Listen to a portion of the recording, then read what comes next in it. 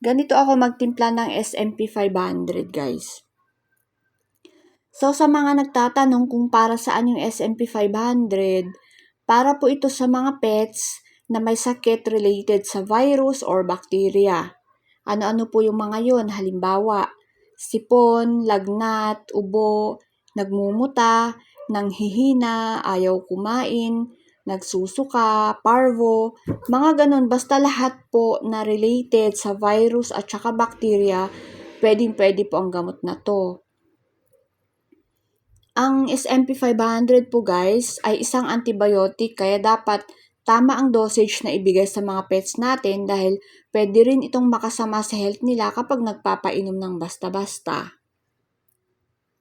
Hindi po ako vet, isa lang din akong animal lover, fur parent, at rescuer na rin na kadalasan kinukulang ng budget pampacheck up sa vet kaya ito na po yung kinakapitan kong gamot.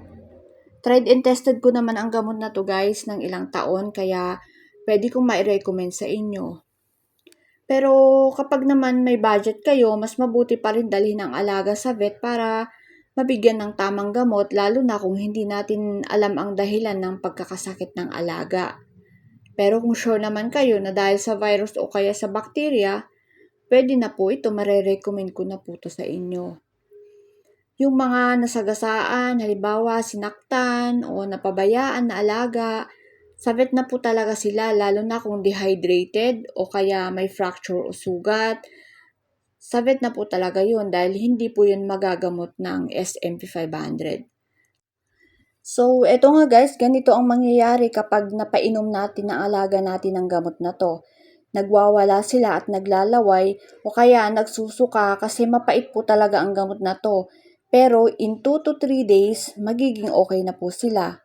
Makikita naman po agad ang pagbabago pagkatapos nilang uminom. Basta painumin natin sila 1 ml 2 times a day with meal for 7 days na po yan. Huwag po kayong mag-i-skip ha, dapat tuloy-tuloy ang pagpapainom.